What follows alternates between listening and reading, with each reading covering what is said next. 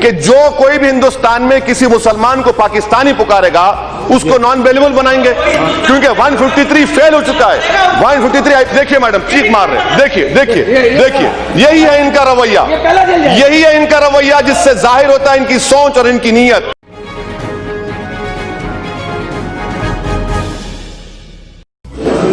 हमारे देश में राजनीतिक कारणों से संप्रदाय का जहर घुलता चला जा रहा है और आज से नहीं चला जा रहा है, लंबे अरसे से चला जा रहा है, जिसने देश को तबाह करके रखा हुआ है, दिलों को तोड़ने का काम किया है। लेकिन सवाल हमसे पूछे जा रहे हैं, हमारी भूमिका क्या है? मैं आज जरा इस सदन को कहना चाहता हूं, 27 अक्टूबर 2013 मैं पटना में था, गांधी मैदान में था। बम धमाके हो रहे थे, निर्दोष लोग मौत के घाट उतारे गए थे, लाखों की जनमेदनी थी, बड़ा ही कलुषित माहौल था, रक्त की धाराएं बह रही हैं। उस समय जब इंसान के हृदय से बातें निकलती हैं, वो सच्चाई के तराजू पर 100% सही निकलती है, उसमें कोई लाग लपेट नहीं होता है। बम बंदूक के बीच रक्त बह रहा था, लोग मर रहे थे। उस समय मेरा जो भाषण है, और उसमें मैंने कहा था कि मैं कहना चाहता हूं, मैं पूछना चाहता हूं कि बताइए हिंदुओं को किसके साथ लड़ना है?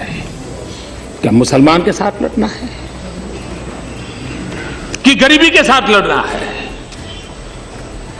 मैं मुसलमानों को पूछता था कि आपको हिंदुओं को साथ लड़ना है कि गरीबी के खिलाफ लड़ना है?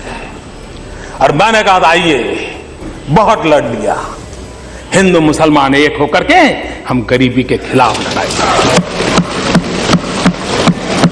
पटना के गांधी मैदान में बम बंदूक और पिस्तौल और गोलियों के बीच में उठाई हुई आवाज है, और इसलिए कृपा करके हम उन काल्पनिक बातों को लेकर के बयानबाजी कर करके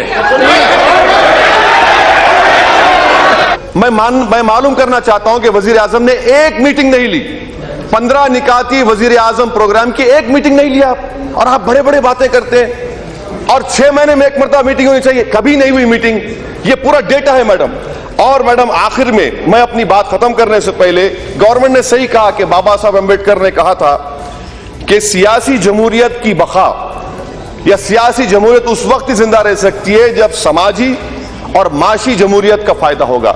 मैडम मैं हुकूमत से जानना चाह रहा हूं कि इस मुल्क को आजाद होकर 70 साल का एक लंबा अरसा हो चुका है, और खास तौर से यह सरकार आने के बाद हमारे कॉन्स्टिट्यूशन, हमारे आइन में जो लिबर्टी, फ्रेटर्निटी, इक्वालिटी, जस्टिस की बात की गई है, आपने तो उन तमाम चीजों को कमजोर किया। मैं हुकूमत से जानना चाहता हूं कि क्या आप बाबा साहब अम्बेडकर जो कहा था कि सियासी जमहूरियत उस वक्त तक पनप नहीं सकती जब तक समाजी और माशी डेमोक्रेसी नहीं मिलेगी, मैं एक तल्ख हकीकत आपके सामने बयान कर रहा हूं मैडम, मैं खत्म कर रहा हूं।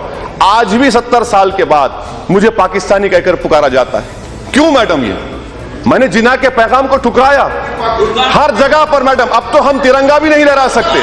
मैं हुकूमत से पूछना चाहता हूं कि क्या आप ऐसा कानून बनाएंगे, ऐसा कानून बनाइए जिस तरह SC STs को बनाया गया कि जो कोई भी हिंदुस्तान में किसी मुसलमान को पाकिस्तानी पुकारेगा उसको नॉन वेल्युबल बनाएंगे, क्योंकि 153 फेल हो चुका है। 153 देखिए मैडम चीख मार रहे हैं, देखिए देखिए देखिए, यही है इनका रवैया, यही है इनका रवैया जिससे जाहिर होता है इनकी सोच और इनकी नीयत। मैं आपसे कह रहा हूं कि जिना के पैगाम को हमने ठुकराया।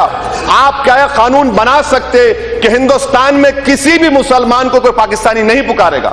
आप बनाइए, उसको 3 साल की सजा दीजिए, मगर आप नहीं बनाएंगे। आप कानून जो ट्रिपल तलाक बनाने जा रहे हैं, ये औरतों के खिलाफ है, मुसलमानों के खिलाफ है, कॉन्स्टिट्यूशन के खिलाफ है। इससे औरतों से नाइंसाफी होगी। बहुत बहुत शुक्रिया मैडम। रमा देवी जी।